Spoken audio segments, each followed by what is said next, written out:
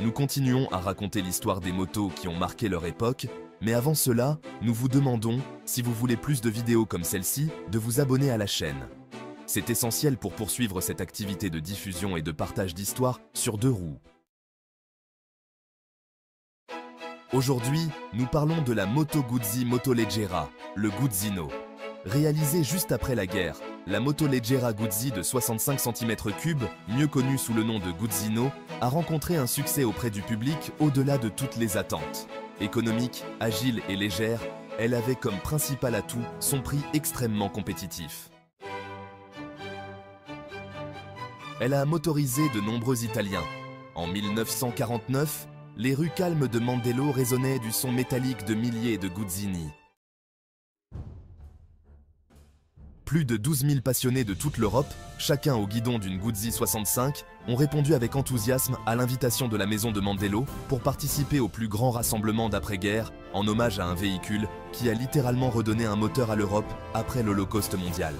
Certains, comme le concessionnaire Guzzi de Thiennet-Rino-Berton, ont célébré cet événement à leur manière en réalisant même un char romain tiré par 3 Guzzini, dirigé par un système complexe de câbles guides par le sympathique pilote vénitien. Le succès de l'événement fut tel que le rassemblement de Mandello est entré dans l'histoire du motocyclisme comme le plus grand et le plus riche rassemblement de Motoleggera jamais organisé. En seulement 3 ans, le Guzzino est devenu l'un des véhicules les plus populaires d'Italie, engagé dans le difficile chemin de la reconstruction. Cette idée de génie est due à Antonio Micucci, un concepteur de Monza réfugié à Mandello pendant la guerre.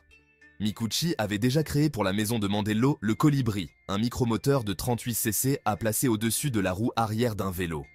Le Colibri n'était cependant rien de plus qu'une tentative de Guzzi de se positionner sur le marché florissant des micromoteurs auxiliaires, qui avaient en fait la fortune de marques comme Garelli et Siata Ducati. Cependant, nombreux étaient ceux à Mandello qui considéraient l'opération Colibri comme une sorte de déshonneur pour une marque qui avait fait des moyennes et grandes cylindrées son cheval de bataille, tant dans la production de série que dans les compétitions. En outre, ce n'était pas l'époque de l'abondance, et proposer des modèles coûteux de grandes cylindrées relevait presque du suicide commercial. Il fallait donc explorer de nouvelles voies. Grâce à une disposition émise pendant la guerre, les motos de moins de 125 cc de cylindrée pouvaient circuler sans plaque d'immatriculation. De nombreuses marques avaient donc produit des motoleggers et motoleggerissimes qui, entrant dans cette catégorie, bénéficiaient de nombreux avantages. Chez Guzzi aussi, on décida donc de jouer la carte de la motoleggerissima, en réalisant un véhicule au seuil inférieur de la catégorie, simple et spartiate, mais toujours une véritable motocyclette avec une boîte à 3 vitesses, des suspensions et des freins efficaces, bien loin d'un vélo motorisé peu fiable et seulement à la mode. C'est ainsi que le Guzzino est né. Le cadre était à simple poutre, constitué d'un gros tube unique auquel était fixé, à l'extrémité inférieure, le bras oscillant de la suspension arrière. La fourche avant était à parallélogramme en tôle estampée. Les roues en acier étaient équipées de pneus de type triporteur, choisis pour leur disponibilité à une époque où les pneus étaient rationnés. Les freins à tambours latéraux complétaient à la partie cycle. Le moteur, un monocylindre à 2 temps, était très simple fixé en porte-à-faux en 3 points au cadre. Il avait le cylindre et la culasse LT, rappelant celle des 4 et 3 cylindres de course des années 30. Réalisé entièrement en aluminium coulé en coquille, il était doté d'une boîte à 3 vitesses commandée par un levier manuel situé à droite du réservoir.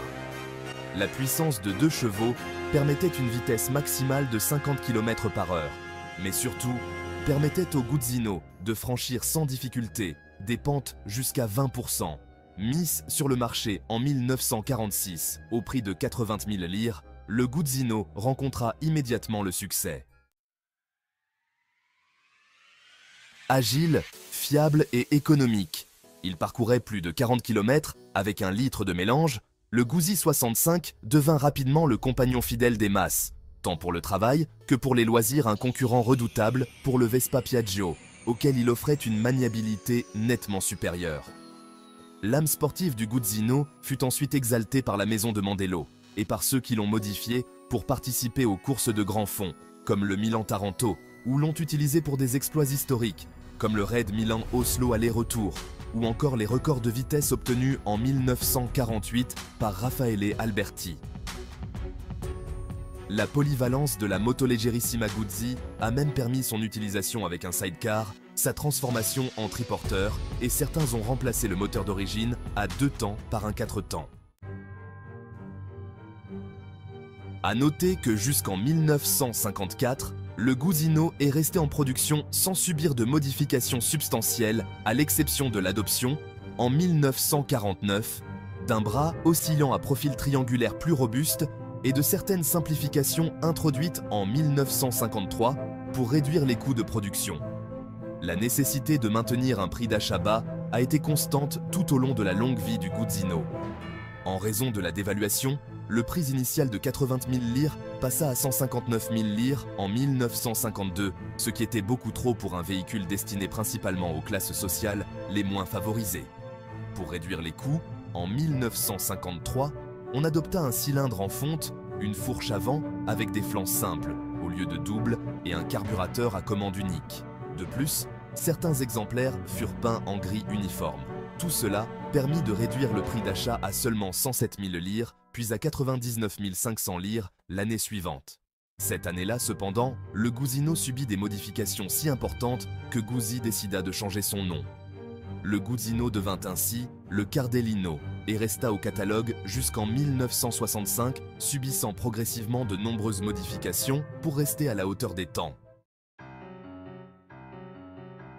Mais comment se comportait le Guzino sur la route? C'était un compromis entre le cyclomoteur et la motocyclette, avec les qualités et les défauts des deux. La puissance limitée de 2 chevaux le rendait particulièrement adapté à une utilisation en plaine. La consommation, plus qu'honnête, permettait une autonomie de 260 km. La boîte de vitesse à levier manuel n'était ni pratique ni rapide à actionner. Sans un double débrayage compliqué entre les leviers et les poignées, les grincements étaient inévitables. Mieux valait exploiter l'élasticité du moteur. On perdait en reprise, mais on gagnait en consommation et en longévité des composants mécaniques. Ces composants, pour leur robustesse et leur fiabilité, ont été la base du succès du Guzino dans toute l'Europe. La force des simples. Dotée d'une mécanique simple et fiable, la motoleggera de la maison de Mandello regorge de solutions techniques intéressantes, adoptées principalement pour réduire au maximum les coûts de production sans pour autant sacrifier la qualité des matériaux.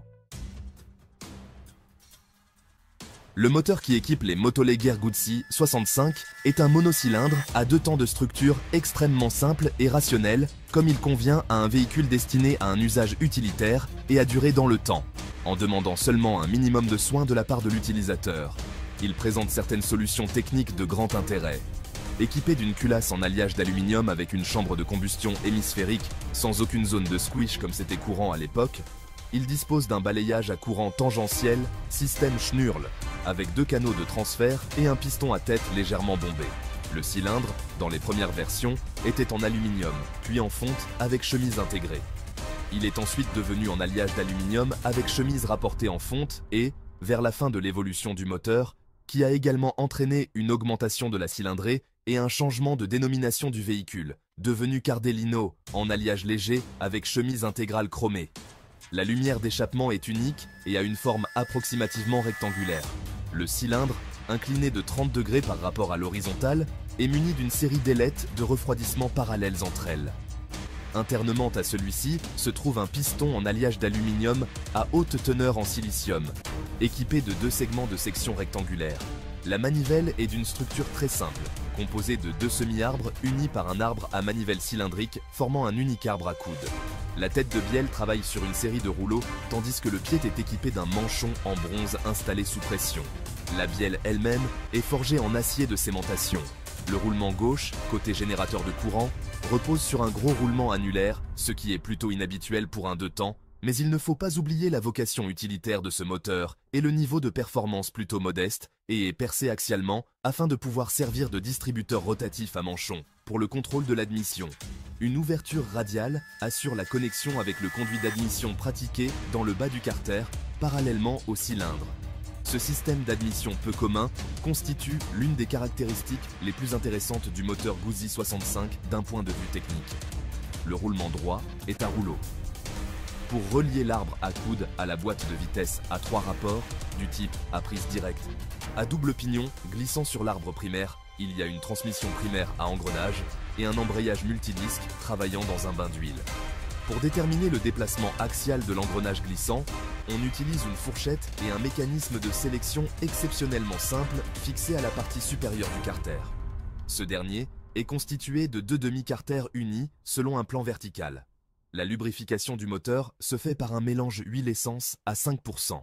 Avec un rapport de compression géométrique de 5,5 pour 1, le moteur, alimenté par un carburateur Delorto de 14 mm, délivre une puissance maximale de 2 chevaux à un régime de 5000 tours par minute.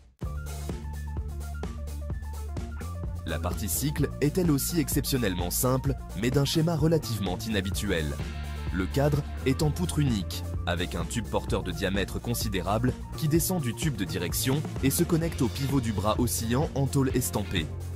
Le moteur est fixé en porte-à-faux. La suspension avant est à fourche à parallélogramme en tôle avec un ressort central unique.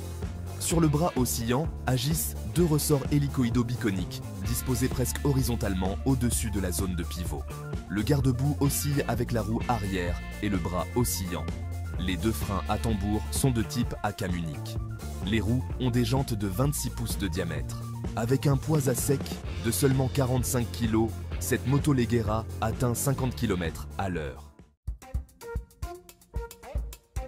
Pour les pièces de rechange moteur de votre Guzino, mais aussi pour toute autre moto ancienne et pas seulement, visitez le site www.thekingofpiston.com où vous pouvez également trouver des panneaux muraux en métal, des boîtes, des tasses et des pistons de décoration.